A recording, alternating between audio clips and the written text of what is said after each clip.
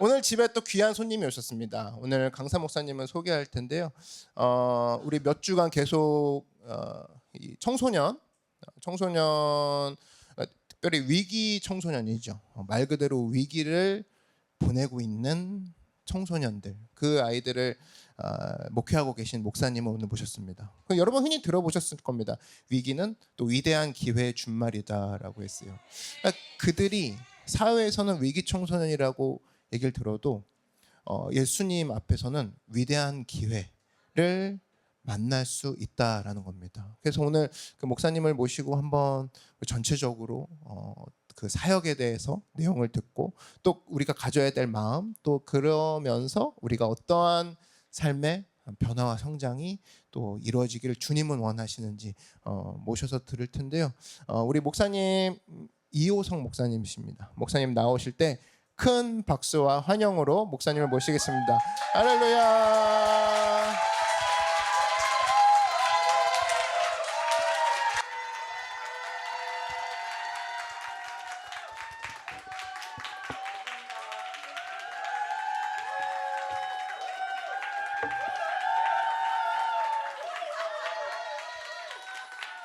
마이크가 나오나요? 네.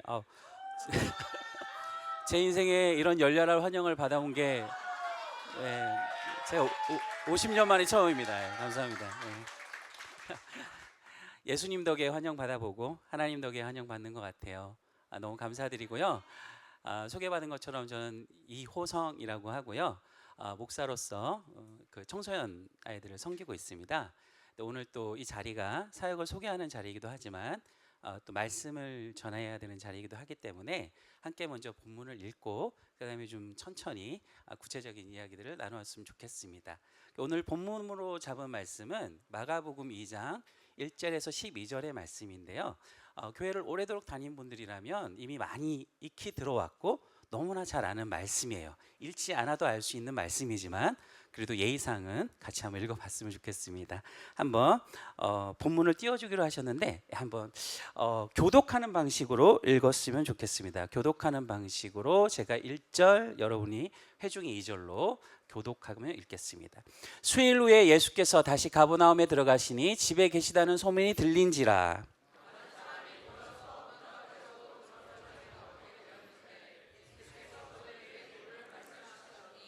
사람들이 한 중풍병자를 네 사람에게 메어 가지고 예수께로 올세.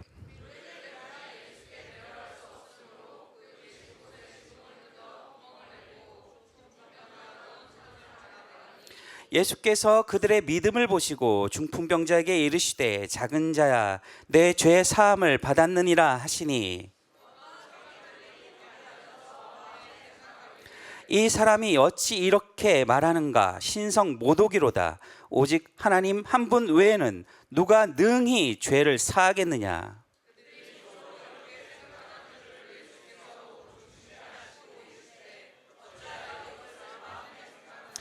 중풍병자에게 내 죄 사함을 받았느니라 하는 말과 일어나 내 상을 가지고 걸어가라 하는 말 중에서 어느 것이 쉽겠느냐.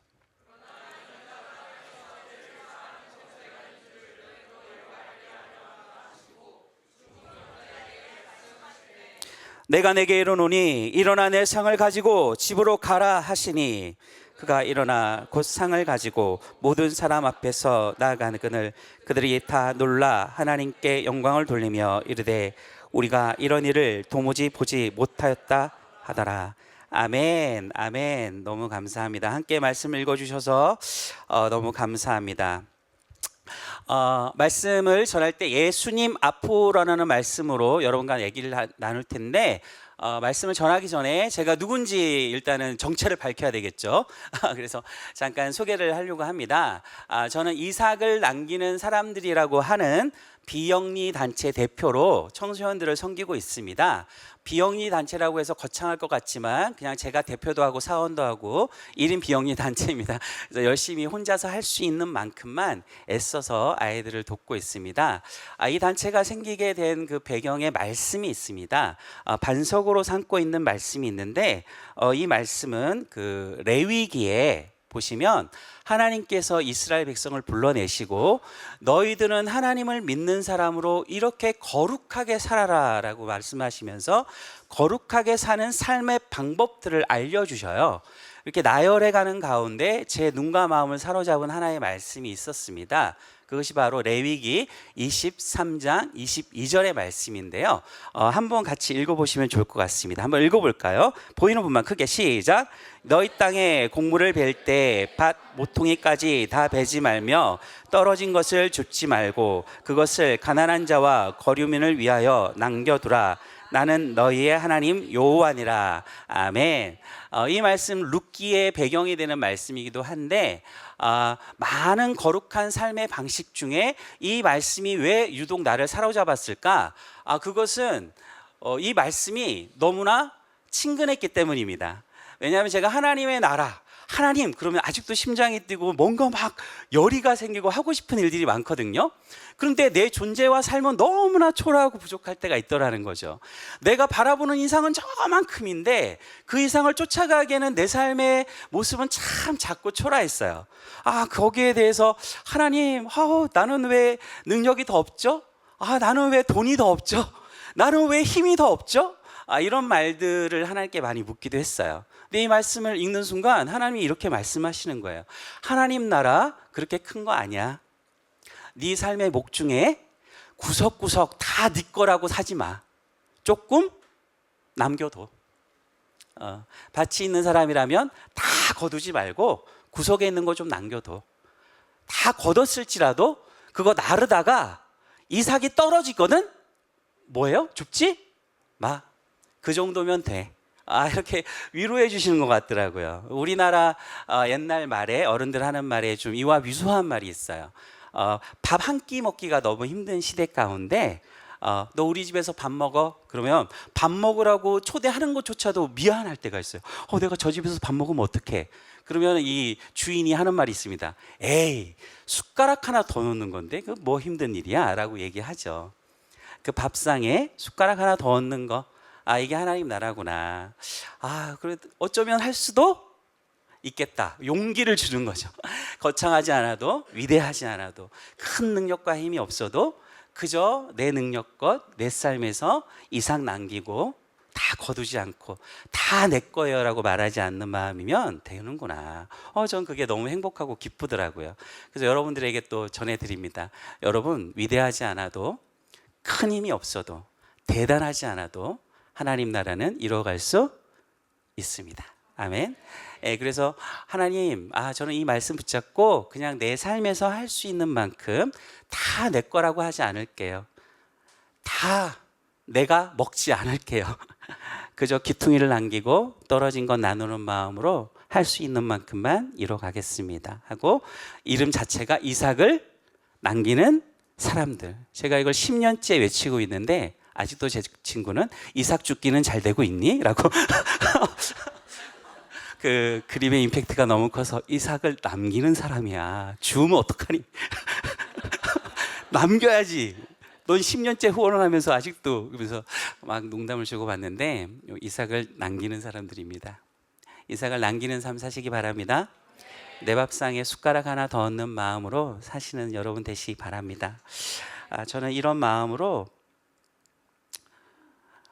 이런 가치를 가지고 살고 있습니다. 한번 여러분이 위에 거, 제가 아래 거 읽겠습니다. 보이는 분만 크게 한번 읽어주십시오. 시작. 다른 세상을 선물하다. 이게 제가 아이들을 섬기면서 갖고 있는 하나의 가치입니다. 우리 아이들이 살아오는 삶이 그렇게 평탄치가 않아요. 막 15살 아이와 그 인생 곡선을 나누다 보면 어머나, 네 인생은 왜 이렇게 기구하니? 라고 물을 수밖에 없는 험난한 인생을 살아온 거예요. 그리고 그런 과정 속에 우리가 흔히 법적으로 평가할 때 비행이라는 걸 저지르게 됐어요. 이 아이는 인생에 밀려서 비행을 저지른 건 맞아요. 그런데 그 비행이 그렇게 살다 보니까 어느새 삶의 방식이 되어버린 거예요. 그리고 언젠가는 다르게 사는 방법을 잃어버렸어요. 그렇게 살았고 그렇게 살 것으로 생각하고 있어요. 근데 구원이라는 거, 예수님이라는 것, 그것이 다른 세상 만나는 거잖아요. 여러분 맞죠? 저도 그랬거든요. 어둡고 칙칙했던 내 삶이 예수님이 들어옴으로 인해서 전혀 다른 세상을 경험했거든요. 그래서 야, 우리 아이들도 이 예수님으로 인하여서 만나는 이 다른 세상 좀 경험했으면 좋겠다. 어쩌면 거듭남이라는 거, 하나님 나라라는 거, 나라잖아요. 다른 세상. 그래서 와, 하나님 우리 아이들 다른 세상 만나게 해주세요. 저는 이 세상 좀 보여주고 싶어요 하는 마음으로 선물한다, 다른 세상을 선물한다 해서 이렇게 지어봤어요. 뭐 다 아시겠지만 복음은 어둠의 빛이 어둠으로 흘러가잖아요, 그렇죠? 물은 높은 데서 낮은 곳으로, 죄인을 향하여. 그래서 복음에는 방향이 있다 없다? 방향이 있습니다. 예, 그래서 저는 이 빈틈, 작은 빈틈이라도 내가 그곳을 채우며 살면 그것이 또 내 목에 있구나 해서 이 두 가지의 가치를 가지고 아이들을 섬기고 있습니다. 얘기했듯이 우리 섬기는 아이들은 이렇게 위기 청소년과 보호 처분 청소년 아이들을 제가 섬기고 있어요. 크고 거창하게는 못하고 내 목에서 내가 할 수 있는 만큼만 하고 있는데, 제가 위기 청소년과 보호 처분 청소년들을 위해서 사역하고 있습니다라고 말하면 그 다음 질문이 또 나옵니다. 보호 처분 청소년이 뭔가요? 이렇게 물어보게 돼요. 그래서 보호 처분 청소년이라는 것은 그냥 아주 통상적으로 쉽게 얘기하면 그냥 비행 청소년이라고 많이 불려왔던 청소년들입니다. 그리고 이걸 법적인 그 용어로 보호처분 청소년 이렇게 부르고 있어요. 이 보호처분에는 각호 1호에서 10호의 처분이 있어요. 1호에서 10호. 이걸 설명하는 이유는 제 사역에 중요하기 때문이에요. 여러분 보시면 1호에서 10호. 그래서 아주 쉽게 1호부터 5호까지는 처분을 받아도 가정으로 되돌려보내요. 가정 처분이라고 합니다. 엄마 아빠가 알아서 이 아이들을 지도해 주세요. 그 대신 이 아이가 수강명령, 봉사명령, 보호관찰 받으면서 집에서 제대로 살 수 있게 부모님이 뭐 해주세요? 도와주세요 하고 1호부터 5호를 처분을 내립니다. 그런데 6호부터 넘어가면 가정으로 보내지 않고 사회기관으로 보내게 돼요. 그래서 우리가 흔히 소년원 출신이다 뭐 이렇게 드라마에서 나올 때 소년원 그러면 8, 9, 10을 소년원이라고 합니다. 그 머무는 기간에 따라서 8호, 9호, 10호 이렇게 처분이 되거든요. 그 중에 7호는 그 약물 복용이나 정신질환이 있는 경우 일반 시설을 보내면 그 아이가 더 어려워지기 때문에 병원에 보내는 걸 7호라고 해요. 예. 그 중에 저는 이제 소년원이나 그 병원 7호 사역을 하는 것이 아니라 6호 사역을 하고 있습니다. 6호 아이들은 그 소년원을 가기에는 아직 비행의 척도가 적고 1호에서 5호를 때리기에는 가정으로 귀환을 시키는 거잖아요. 1호, 5호는 가정으로 보내는 건데 가정으로 보내자니 부모님의 보호력이 없는 거예요. 가정이 파탄 나 있고 돌려보내도 재비행을 저질러서 오히려 소년원이 갈 수 있고 더 범죄의 성향이 높아질 우려가 있는 겁니다. 그래서 얘는 소년원을 보내기에는 그렇다고 1호를 보내자니 가정이 어렵고, 그래서 어디를 보낸다? 6호 꽝꽝꽝 이렇게 때리게 됩니다. 그래서 6호도 시설이 따로 있습니다. 아동복지시설과 법원이 연계돼서 운영되고 있는데요. 저는 이 중에 이제 나사로 청소년의 집이라고 해서 여자 시설을 중심으로 주일은 협동 목사로 말씀도 전하고 찬양도 인도하면서 평일에는 아이들 만나면서 사역하고 있어요. 어떤 사역을 하는지 궁금하시잖아요. 그 사역들이 그냥 이런 사역들 하고 있습니다. 그냥 아이들 만나면 예배 드리고 있습니다. 예배 드리고 계속 돌려주시면 돼요. 예배 계속 예배 드립니다. 예배 드리고 아이들하고 예배. 어쨌든 하나님, 이 아이들이 예수님 만나서 하나님 말씀 알아서 새로운 세상 좀 살게 해주세요. 아무런 계속 예배 드립니다. 예배 드리다가 이제 또 그 퇴소한 아이들 중에 자립이 힘들고 또 상황이 어려워가지고 교정시설, 교도소도 들어갑니다. 성인 범죄들이 있는 곳 교도소 예배를 드리기도 하고요. 그 소년원 예배도 드리기도 합니다. 다음 것이 소년원 예배인데 안에서는 사진을 못 찍기 때문에 밖에서 항상 찍어요. 소년원 예배를 드리기도 하고요. 이렇게 그냥 주 사역이 예배구나라고 알아주시면 될 것 같아요. 예배 속에서 말씀을 전하고 우리 아이들이 하나님과 예수 그리스도를 만나기를 소망하고 있고요. 그리고 이제 시설을 퇴소하고 집에 돌아갈 아이들이 없는 경우 왜 혼자서 살아야 되잖아요. 근데 이 아이들이 이제 박스를 들고 시설을 들어오는 경우가 많아요. 왜냐하면 가정 형편이 안 좋은 애들이다 보니까 크게 뭐 자기 것이란 게 없어요. 그래서 박스 들고 들어와서 박스 들고 나가는 경우가 종종 있습니다. 이 아이들은 막 퇴소를 시켜도 막막합니다. 갈 데가 없고, 그런 경우는 시설에서 좀 더 신경을 써서 좀 살 집도 마련해주고 머물 곳을 마련해줍니다. 그때 저는 이 아이들 이제 먹을 것과 그 공간을 채울 수 있는 여러 가지 살림들을 좀 사주는 그런 일들을 하고 있어요. 그래서 이런 집들을 찾아가서 계속 넘겨주시면, 제 차는 항상 이게 뒤에, 지금도 뒤에 가득 실려 있습니다. 실려 있다가 배고프니? 너 이거 먹어라 하면서 차에 이제 가득 실어놓고 다니는데요. 이렇게 후원이 되는 대로 이렇게 애들한테 사주고 있습니다. 그래서 아이들 만나고 다니면서 멘토링도 하고 어떻게 지내는지 계속 보기도 하고, 찾아가서 같이 말씀도 나누기도 하고, 이렇게 직접 먹고 싶은 거 사주기도 하고, 이런 사역들을 계속 하고 있습니다. 근데 이제 이런 사역 이후에는 제가 나사로 청소년 집을 중심으로 사역하고 있기 때문에 그 시설로 직접 가서 애들한테 간식을 많이 사다 줘요. 이제부터 먹는 겁니다. 계속 돌려 계속 먹입니다. 뭐 어떻게든 먹이고 어떻게든 먹이고, 돈 생기면 먹이고, 누가 주면 또 먹이고, 계속 먹입니다. 때로는 포장해서 예쁘게 포장해서 가져가기도 하고, 때로는 직접 가가지고 사주기도 하고, 삼겹살을 사주기도 하고, 뭐라고 하냐, 이거 뭐 삼계탕 이런 걸 하기 위한 재료를 사다 주기도 하고 하면서 계속 먹입니다. 여름에는 아이스크림 같은 걸 많이 사가기도 하고요. 그래서 이렇게 해서 계속 나를 보면 아이들이 좀 기뻐할 수 있게. 나는 뭐 아빠들은 내 손에 든 것만 좋아하니 이렇게 할 수 있지만, 저는 내 손에 든 것을 봐주는 그 아이들의 눈빛도 너무 예뻐요. 그걸 기다려주고 반가워해 준다는 게 참 예쁘더라고요. 뭐 별거 아닌데도 기뻐해요.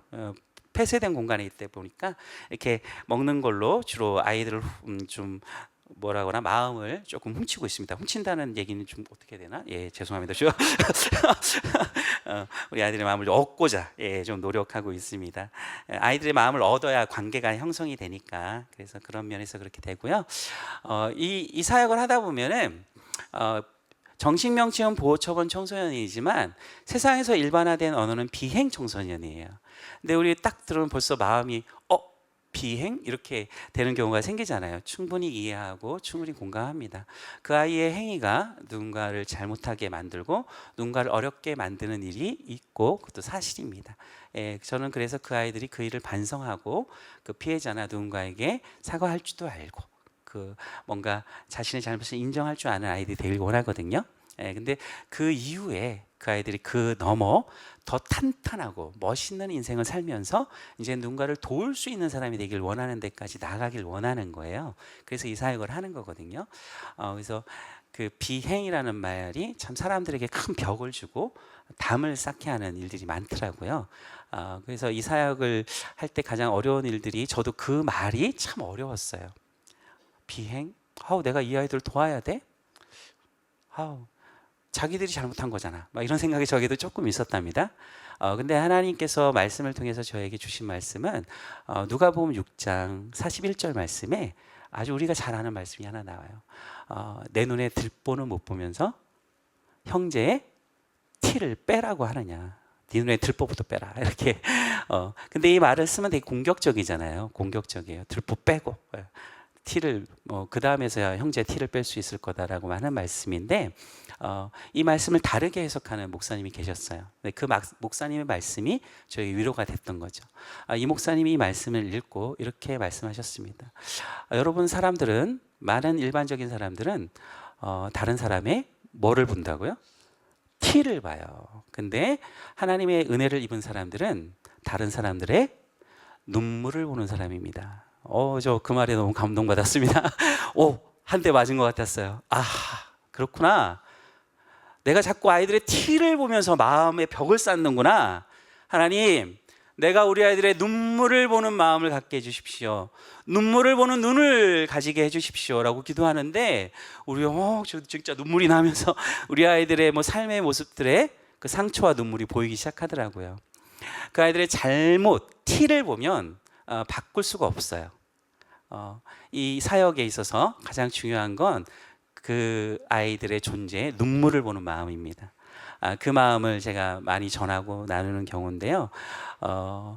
그렇게 좀 살았으면 좋겠다는 마음으로 사역을 해가고 있습니다. 지금 뒤에 보이는 사진은 진검 그 돌덩이를 누가 놔둔 사진인데요. 동대문에 제가 일이 있어서 나갔다가 비가 갑자기 쏟아지는 거예요. 폭우가 막 쏟아지니까 이 서울시의 배수로가 이 물을 다 배수해내질 못하고 물이 막 철퍽철퍽 해가 쌓여서 사람들이 막 발이 잠기고 막 난리가 아닌 겁니다. 저도 아무 생각 없이 그냥 원망하면서 아우 뭘 사러 가야 되는데 하나님은 왜 비를 폭우를 쏟아내셔서 뭘 들고 와야 되는데 주여 말면서 막 첨벙첨벙 막 신발 다 젖어가면서 걸어간 거죠. 그리고 기독교 서점에 가서 물건을 사고 딱 나오는데 이제 그 자리에 온 거예요. 아 이걸 들고 거기를 어떻게 건너지? 세상에 누가 돌을 놔둔 거예요. 누군가 돌을 놔뒀어요. 제가 잘 예쁘게 건너고 하나님이 탁 영감을 주시면서 저 사진 찍어놔. 제가 찍어놨어요. 하나님 원망에 대한 응답 같았어요. 첨벙첨벙 지나가면서 제가 뭐라고 그랬다고요? 아우 하나님 나 지금 물건 들고 와야 되는데 이거 비를 갑자기 내리셔가지고 아우 옷 보세요 하나님 신발 다 젖고 이게 뭡니까? 아 진짜 짜증나네 막 이러고 다녔는데 누군가는 크리스찬이 아닐 수도 있잖아요. 근데 그 사람은 뭘 놨어요?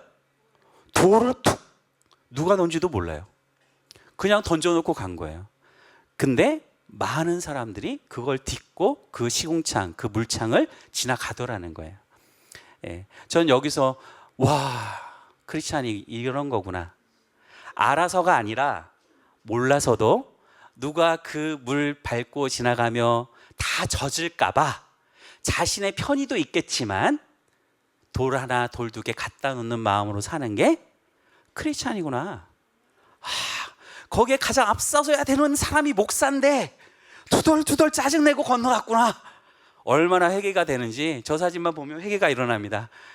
징검다리 놓는 마음, 물가 보면서 아우 내 앞에 왜 이런 물을 놔두셨어요 라고 짜증냈던 내 마음.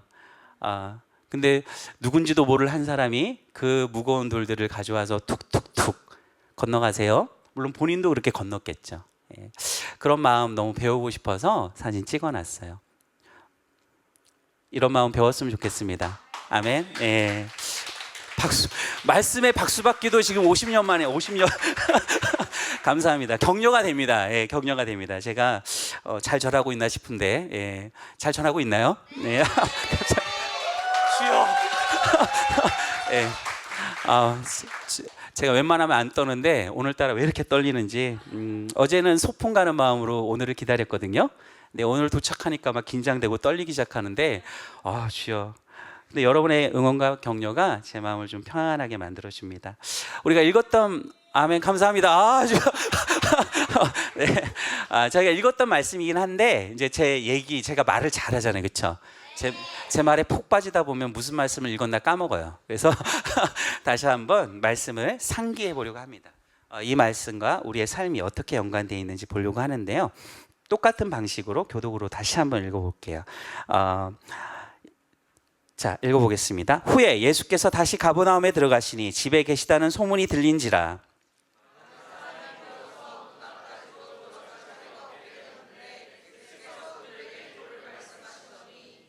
사람들이 한 중풍병자를 네 사람에게 메어 가지고 예수께로 올세.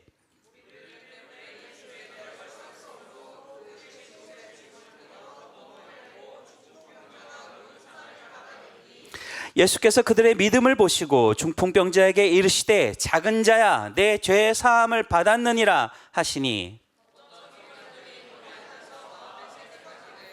이 사람이 어찌 이렇게 말하는가 신성 못 오기로다. 오직 하나님 한 분 외에는 누가 능히 죄를 사하겠느냐.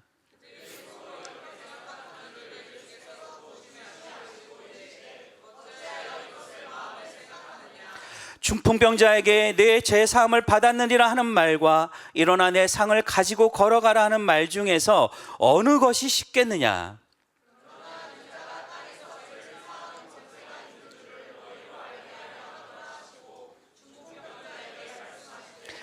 내가 내게 이르노니 일어나 내 상을 가지고 집으로 가라 하시니 그가 일어나 곧 상을 가지고 모든 사람 앞에서 나아가거늘 그들이 다 놀라 하나님께 영광을 돌리며 이르되 우리가 이런 일을 도무지 보지 못하였다 하더라. 아멘. 1장에서 예수님께서 세례 요한이 길을 닫고 메시아로 등장하시면서 40일 동안 마귀에게 시험을 당하시고 그리고 비로소 하나님의 나라를 선포하기 시작하십니다. 하나님 나라를 선포하시는 예수님께서 가장 많이 하신 일이 아픈 자를 고치시고 귀신을 내쫓는 일이었어요. 그래서 1장에도 그런 일들이 많이 일어나고 있습니다. 베드로의 장모를 살리기도 하시고 나병 환자를 고치기도 하시고 그 가운데 2장으로 넘어오면서 역시 많은 치유 사역 가운데 우리가 익히 들어왔던 중풍명자에 관련된 사건이 기록되어 있는 것이죠. 하나님 예수님께서 여러 사람들을 치유할 때 사람들이 너무 많이 몰려오셨어요. 너무 많이 몰려오다 보니까 아이고 내가 이래서는 안 되겠구나 하고 외진 곳으로 나가셨어요. 그랬더니 사람들이 외진 곳까지 따라가서 막 몰려오기 시작하시는 거예요. 그만큼 그 시대가 어렵고 힘들고 아팠던 것이죠. 의지할 곳이 없었던 것이죠. 예수님 그분 한 분이 바라볼 때 그분이 나를 치유할 수 있고 새롭게 하실 수 있다는 소망을 가지고 사람들이 너무너무 따라다녔습니다. 그렇게 외지를 다니며 사람들을 치유하는 과정 가운데 예수님께서 한 가지의 생각이 내가 다시 가버나움으로 한번 가봐야겠다 이런 생각을 가지시게 된 거예요. 그래서 수일 후에 가버나움으로 이동하십니다. 그게 2장의 시작이 되겠습니다. 그래서 그 1장 가운데 베드로의 집으로 추정되는 장모를 고쳤던 집으로 추정되는 그곳으로 가셔서 다시 말씀을 전하시고 치유 사역을 펼치시기 시작하셨죠. 그 소문은 금세 나기 시작했고 사람들이 또 인산인해를 이루어서 어마어마하게 몰려오기 시작합니다. 근데 많은 사람들이 두 발 건강하게 몰려가는 가운데 가고 싶어도 못 가던 사람이 있습니다. 누굴까요? 중풍병자 또는 다리가 어쨌든 잘린 사람들일 수도 있고 거동이 불편한 사람들 못 가겠죠. 그런데 그 가운데 한 사람은 은혜 입은 거예요. 중풍병자. 이 사람은 어떤 이유에선지 누구인지 성경을 명확히 밝히지 않습니다. 하지만 사람들이 네 사람을 모아서 이게 만들어 그를 예수님 앞으로 데려가도록 배려하고 있습니다. 어떤 이유에서 그랬는지 또는 내 친구가 네 사람이 친구였다라고 말하고 있지만 성경은 그렇게 관계를 정확하게 구체적으로 표현하고 있지는 않습니다. 하지만 이 사람을 메고 갈 정도면 굉장히 어떤 관계가 있었을 것이다 이렇게 추정할 수 있을 것 같아요. 메고 갔어요. 그런데 예수님을 만나러 가려고 하니까 사람들이 인산인해 너무 많습니다. 막 지금 통로가 비어 있는 상태인데 제가 노크처치 예배하러 왔는데 막 통로까지 가득 채고 막 내려가는 계단으로 쭉 올라가 있고 막 주차장까지 어떻게 들어가나 막 1층에 막 있는 거예요. 목사님 기쁘시겠죠? 목사님 안 기쁘실 수도 있어요. 왜냐하면 예배하러 왔는데 바깥에만 있으니까. 제가 밖에서 설교하러 들어가야 되는데 어떡하지? 뚫고 들어갈 수 있을까 없을까요? 없어요. 다른 방법을 찾을 수밖에 없죠. 중풍병자가 지금 그런 상황에 놓인 거예요. 내 친구가 갔는데 도저히 예수님 앞으로 문을 뚫고 들어갈 수가 없어서 오늘 말씀대로 창의적인 방법을 생각해 내게 됩니다. 그 당시에 이스라엘 집의 구조상 평평한 그 지붕을 어떻게든 뜯어내서 이 친구를 내리자. 아주 무식한 방법을 생각했지만 여러분 중풍병자 입장에서는 너무나 감사한 생각이죠. 왜일까요? 포기하지 않았기 때문이죠. 포기하지 않았어요. 그 정도만 해도 감사한 거거든요. 근데 그 이상을 해주고 있는 거예요. 그리고 네 사람의 마음은 어떻게든 이 친구를 누구 앞으로? 예수님 앞으로. 네, 오직 그거밖에 없었어요. 예수님은 그걸 알고 인정하셨죠. 그래서 지붕을 뜯는 소리, 흙이 떨어지는 것, 막 종려나무를 걷어내고 막 나무를 자르는 소리 났었겠죠, 그렇죠? 많은 사람들이 어떤 환경에 있었는지 성경에는 나오지 않아요.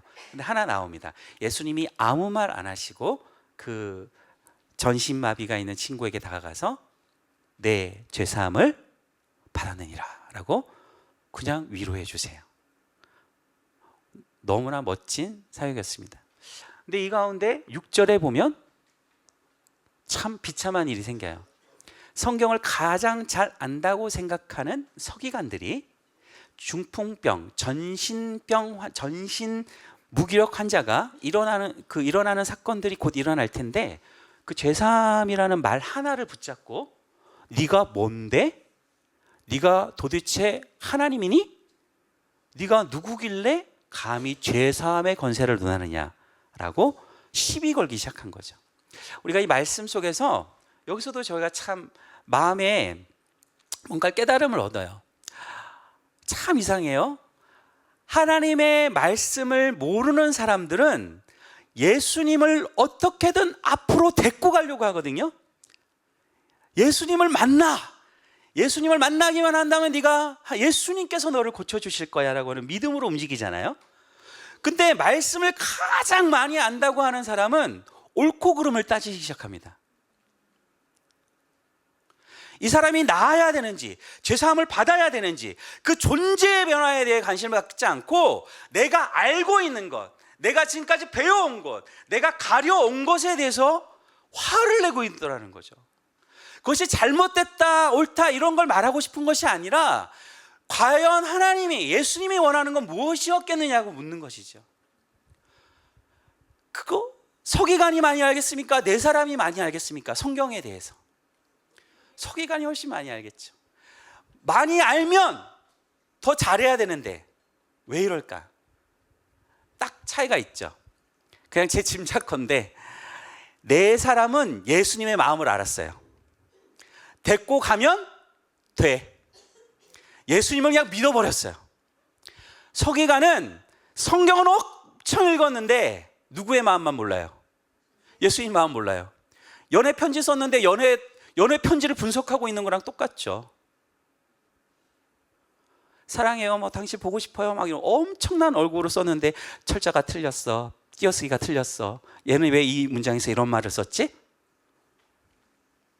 나는 이런 편지는 받을 수 없어. 아주 비참한 일이 돼버린 거죠. 그래서 여러분, 성경을 읽는다는 건, 성경을 공부한다는 건 가장 1차적으로 하나님의 마음을 안다는 겁니다. 그 목적이 성취되어져야 비로소 말씀이 능력이 됩니다. 그것을 그냥 지식으로만 배우게 되면 뭘 따지게 되냐면요, 따지지 말라는 얘기가 아니라 옳고 그름을 따지는 데서 머물게 돼요. 그냥 거기서 머물러요. 하지만 우리 예수님은 옳고 그름을 따지시고 담대하게 뭘 지셨죠? 십자가를 지셨어요. 이게 중요한 거죠. 그래서 하나님의 마음을 아는 성경 배움, 하나님의 마음을 아는 기도, 이게 중요하다는 거죠. 그래서 이 서기관과 네 사람의 결정적 차이는 거기에 앉아있는 예수님의 마음을 서기관은 몰랐습니다. 지식은 쌓였고 너무 경험이 컸지만 몰랐고 네 사람은 알았다는 겁니다. 근데 여기서 한 가지의 거룩한 상상을 해봅니다. 전신마비가 걸린 이 친구가, 말도 못하고 움직이지도 못하는 이 친구가 병상에 메어져 네 사람에게 끌려가고 있는데 네 사람이 이렇게 말합니다. 아우 무거워. 아우 일어나 걸어라. 무거워 죽겠다. 네가 걸어라. 될까요? 안 될까요? 안 되는 일이죠. 이 사람은 예수님이 아니잖아요. 또는 이렇게 말합니다. 네가 병에 걸린 건 네가 노력하지 않았기 때문이야.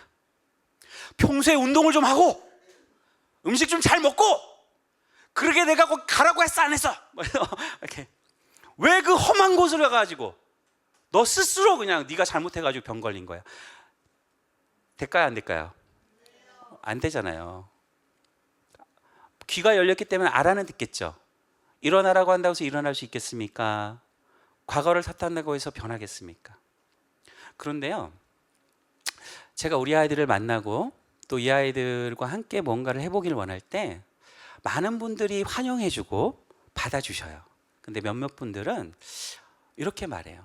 걔네들 의지가 없어서 그런 거 아니에요? 의지 있어봐요. 사지 멀쩡한데 뭔들 못해. 다 그렇게 사는 거 아니에요? 주여, 다 그렇게 안 사니까 그렇게 하는 거예요. 지금 다 그렇게 살면 나 같은 사람이 왜 있어요? 그런데 더 중요한 건 그렇게 못 살기 때문이에요. 전신마비에게 일어나라고 하는 말과 똑같은 거예요. 먼저 일으켜야죠. 그 다음에 얘기하는 거예요. 의지가 없어서 그래요. 자기가 잘못한 거잖아요. 근데 그 아이의 배경을 보면 그 아이도 잘못을 했지만 잘못할 수밖에 없는 상황이 또 있어요. 예, 그렇게 밀려 살아왔던 삶이 있습니다. 그래서 제가 이 중풍병자 같은 아이들에게 우리가 너무나 과하게 요청하는 것은 아닌가. 우리가 해야 할 일은 이 사람을 들쳐 병상에 메고 예수님 앞으로 갔던 네 사람처럼 이 아이들을 일단 어디로 데리고 가야 돼요? 예수님 앞으로. 가다가 포기해야 안 해요? 포기 안 합니다. 막고 있어도 창의적인 방법을 써서 지붕을 뚫고 내려서라도 이 아이들을 어떻게 하든 어디 앞으로? 예수님 앞으로. 이 믿음이 너무나 명확했던 것이죠. 저도 제가 우리 아이들을 변화시킬 수 있을 거라고 생각하지 않습니다. 처음에는 그런 기대를 가졌지만 그 기대에서 돌아오는 건 실망밖에 없습니다. 계속 실망하다 보면 회의감이 듭니다. 그러나 다시 한번 내 속에 깨달음이 온 거죠. 변화는 누가 시키는 거예요? 예수님이 시키는 거예요. 저는 그저 이 아이가 예수님 앞으로 갈 수 있도록 돕는 거죠. 병상을 매야 되면 매는 거죠. 제가 역시 이 아이들처럼 우울했던 시간들이 있었어요. 우울증이란 말이 없는 시간 속에서 제가 우울증이었던 것 같아요. 무기력하고 외부를 나가기를 싫어하고 사람들 만나는 걸 꺼려하고 자꾸 어둠 속에서 커튼 치고 자리에서 침대에 누워있는데도 더 가라앉는 듯한 느낌. 이런 상황 속에서 제가 그래도 교회를 다녔죠. 그때 제가 소속된 공동체가 어느 날 저희 집을 강제로 놀러 옵니다. 제가 오라고 했을까요? 안 오라고 했을까요? 전화도 안 받고요. 물론 연락도 안 되죠. 연락이 됩니까? 오직 사는 곳만 알죠. 그냥 쳐들어왔어요. 그냥 꽝꽝 두드리기 시작합니다. 안에 있는 거 알아? 열어! 귀찮아서 열었습니다. 열고 어떻게 왔어? 그냥 그 밥 이렇게 먹자고 뭐 좀 싸가지고 우리 집에 와서 펼쳐서 먹고 그러고 가셨어요. 근데 간 다음에 귀찮아. 또 여전히 귀찮아. 왜 와가지고 나를 힘들게 고마워하지 않아요. 하고 치우는데 짜증이 막 나. 짜증나. 그러고 있는데 그냥 책장을 어쩌다 봤는데 세상에 봉투가 꽂혀 있네. 돈이 나를 치료하더라고요. 근데 그게 하나가 아니라 이제 그때 왔던 수가 4개고 4명인데 봉투가 4개였어요. 거기에 이제 써 있었어요. 굶지 말고 밥 사 먹어. 요거밖에 못 줘. 미안해. 뭐 이런 말들이 써 있었죠. 그냥 놓고 가신 거예요. 저 너무나 위로가 됐어요. 마침 그 사람도 내 사람이네. 내가 기억의 왜곡인가? 하여튼 그런 사건이 있었던 건 맞아요. 이제 그 몇 명이 왔는지는 정확히 지금 가물가물합니다. 제가 힘을 얻었어요. 그 친구들이 저한테 와서 너 왜 누워 있니? 일어나라. 의지가 없는 것. 커튼 걷어. 다 너같이 살아? 뭐 이렇게 얘기했다면 저는 더 꺼졌을 수도 있겠죠. 어쩌면 그 친구들은 나에게 보내준 그 네 사람이었습니다. 사람은 살면서 그런 네 사람이 필요할 때가 있어요. 누구나 필요해요. 지금은 내가 네 사람의 한 사람으로서 우리 아이들을 메고 간다고 생각하고 있거든요. 그럴 때도 있는 거잖아요. 근데 이 사역을 하다가도 언젠간 내가 또 누워버릴 사람이 될 수 있어요. 그럼 나도 누군가가 나를 짊어매주고 누구 앞으로?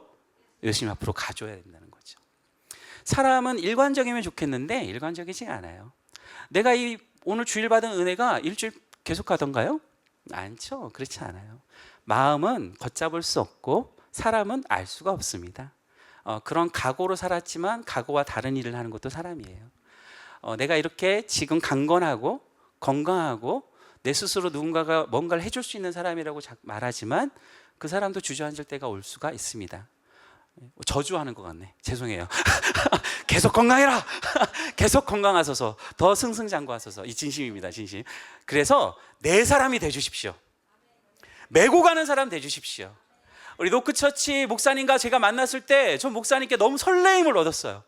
와, 이런 교회가 있다니, 와, 이런 성도들이 있다니. 오늘 여러분이 뵀더니 목사님이 과장하지 않고 가소평가로 얘기하신 것 같아요. 예배드리는 모습, 하나님을 바라보는 모습, 여러분이 나를 보는 그 초롱초롱한 눈빛들이 벌써 저에게 힘과 응원을 주고 있거든요.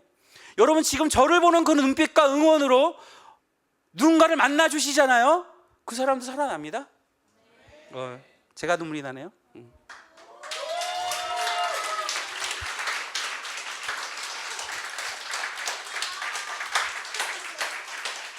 감사합니다.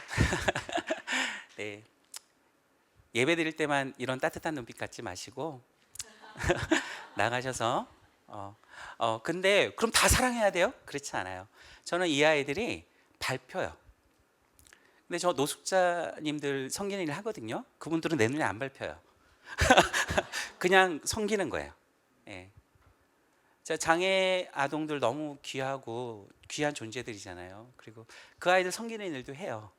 하지만 내 눈에 밟히지는 않아요. 그냥 섬기는 거예요. 진심으로 어떻게든 이 아이가 잘 되려고자 하는 마음으로. 근데 얘네들은 밟혀요. 그래서 제가 말씀드립니다. 각자 소명이 뭐냐? 목사님, 제가 어떻게 살아야 됩니까? 내 소명이 뭡니까? 눈에 밟히는 사람을 따라 살아라. 네 눈에 밟히는 아이가 네 소명이다. 네 눈에 밟히는 사건이 너의 소명이다. 그렇게 말을 많이 해줘요. 왜냐하면 이게 내 소명이니까. 그래서 이 아이들이 눈에 밟힙니다. 그 여러분들 청소년 도와주세요. 저 정말 그렇게 하고 싶거든요. 근데 우리 아이들만 귀한 건 아니에요.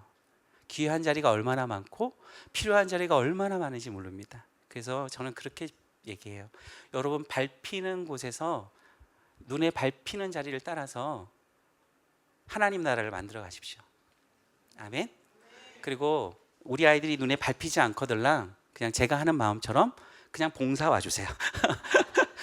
밟히지 않아도 봉사할 수 있잖아요. 하지만 눈에 밟히는 사람이 있다면 그것을 나의 부름과 소명으로 삼고 좀 더 진지하고 좀 더 무게 있게 이 사역을 바라봐주면 좋겠다는 것이죠. 이 교회가 시티케어로 여러 사역들을 해가고 있잖아요. 그렇죠? 너무나 박수 쳐드리고 싶고 제가 감사드립니다. 제가 이러한데 우리 하나님이 이 교회의 모습을 보고 얼마나 기쁘시겠어요. 예, 아멘입니다.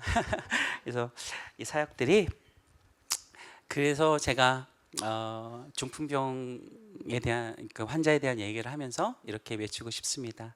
여러분 그 침상을 메워냈던 4명처럼 우리의 삶이 그 4명의 삶을 따라갔으면 좋겠습니다.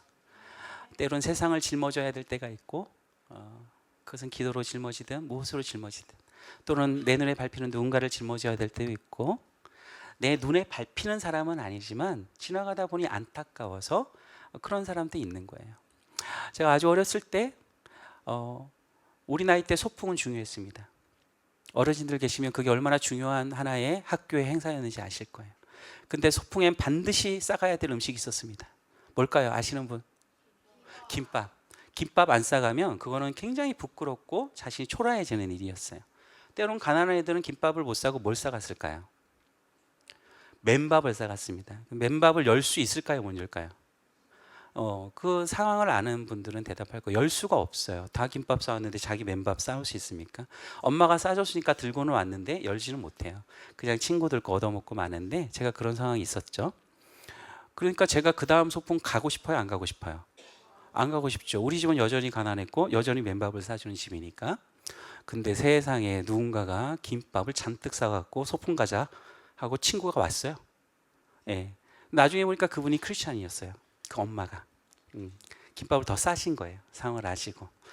제가 그 얘기를 길이길이 길이며 말씀 때마다 할 수 있을 때마다 합니다. 누가 나를 봐줘요? 누가 나를 봐줘요? 아무도 안 봐줘요. 근데 그 엄마가 어떤 마음이셨는지 그냥 이 아이에게 내 아들 김밥 쌀 때 하나 더 싸줘야겠다 하는 마음이 드셨던 것 같아요. 그 엄마의 마음도 귀하지만 그걸 받은 내 마음은 너무나 행복했습니다. 그걸 들고 소풍을 재밌게 갔죠. 전 그게 크리스찬이라고 생각합니다. 예. 그게 내 사람입니다. 예. 한 사람의 어두움과 삶의 무거움들을 짊어져주고 계속 짊어지라는 말 아닙니다. 누구 앞으로? 예수님 앞으로 가는 게 목적이에요. 계속 평생 따라가는 게 목적이 아니에요. 어떻게든 예수님 앞으로 데리고 가야 돼요. 그래야 예수님이 변화를 시키든 깨우든 죄를 사하든 일으키든 하시는 거예요. 내 사람이 됩시다 하면 아멘 크게 외쳐주십시오. 내 사람이 됩시다. 예수님 앞으로 그 중풍병자를 메고 갔던 그 네 사람으로서의 삶을 살아가는 노크 처치의 성도님이 되기를 소망합니다. 아멘. 아멘. 마지막 사진 한 장 보겠습니다. 마지막 사진인데요. 이거는 이제 우리가 줘야 될 게 무엇이냐 묻는다면 무엇을 우리 아이들에게 줄 수 있다? 십자가, 예수 그리스도. 그거 외에는 우리에게 줄 게 없어요. 성전 앞에 그 안진뱅에게 말했던 그 고백처럼 내가 줄 것은 예수 그리스도 그 하나의 이름입니다. 다음 컷, 마지막 컷 보겠습니다. 우리 아이가 자신의 삶을 이름을 지었군요. 다행이다. 자신의 인생을 표현하라고 하는 그 어떤 프로그램에서 자기의 마음을 그린 거예요. 여러분 보기에 행복합니까? 안 행복합니까? 예? 안 행복하죠. 그렇죠? 이런 마음으로 어떻게 행복하게 살겠어요? 그냥 전 이 그림만 봐도 눈물이 나더라고요. 이 아이는 잘못을 크게 했어요. 정말 나쁜 짓 했거든요. 그런데 제가 지식만을 아는 사람으로서 너는 법에 어긋나는 사회적 통념상 나쁜 짓을 했어 라고 멈춰버리면 이 아이의 이 마음은 어쩌냐고요. 그냥 그대로 삽니까? 라고 묻죠 제가. 심각해지지 마시고. 네. 그래서 그 다음이 필요하다는 거예요. 네. 옳고 그름을 가늠하고 그 다음 예수님의 마음으로까지 나아가시기 필요가 있다는 것입니다. 근데 이 마음 붙일 수 있는 분 제가 아니라 누구밖에 없다? 예수님밖에 없어요. 온통 시꺼먼 세상 속에서 사는 이 아이가 밝은 빛 가운데로 나올 수 있는 방법은 누굴 만나야 돼요? 예수님을 만나야 됩니다. 근데 이 아이가 중풍병자로 누워있는 한 저대로 제 두 발로는 예수님 앞으로 갈 수가 없어요. 방법은 두 가지예요. 예수님이 찾아가시든지 우리가 데리고 가든지. 예. 그래서 우리는 두 가지를 기도해야 됩니다. 주님 찾아가소서. 저희가 안 가면 제가 데리고 가겠습니다. 제가 서두에 말씀드렸던 그 내가 어둠 속에 침착될 때 내 집을 강제로 개방하고 들어왔던 그 친구들처럼. 예. 저는 아직도 고마워하고 있어요. 예. 근데 그 사람들의 이름이 기억이 안 나요. 그냥 그 사건, 그때 내 마음만 기억나거든요. 너무 감사하고 고마웠어요. 여러분 그래서 부탁드립니다. 서기관에서 멈추지 마십시오. 네 사람의 모습까지 나가시기 바랍니다. 비행과 아픔과 못된 짓, 어떻게 저런 일을 할 수 있어라고 말하는 그 아이의 이면은 요 새까만 세상과 깨진 마음이 있습니다. 그래서 그것에 대해서는 정당한 책임을 져야 되고 그 일에 대해서는 분명한 자신의 과오를 인정해야 합니다. 하지만 그 다음으로 깨진 마음과 어둠을 뚫고 빛으로 나가는 그 길도 있어야 하는 것이죠. 예. 그래서 저는 이 일들을 하고 있다라고 말씀드리는 것입니다. 여러분도 그렇지 않으셨어요? 교회 오니까 깨졌던 마음들이 붓기도 하고 어두웠던 마음 가운데 하나님의 빛이 비추어지면서 밝아지기도 하시고, 그렇죠? 예. 그래서 우리 아이들에게 이런 예수 그리스도로 말미암아 경험하는 다른 세상을 선물해 줬으면 좋겠습니다. 아멘. 감사합니다. 우리 또 만날 날 있으면 좋겠습니다. 감사합니다.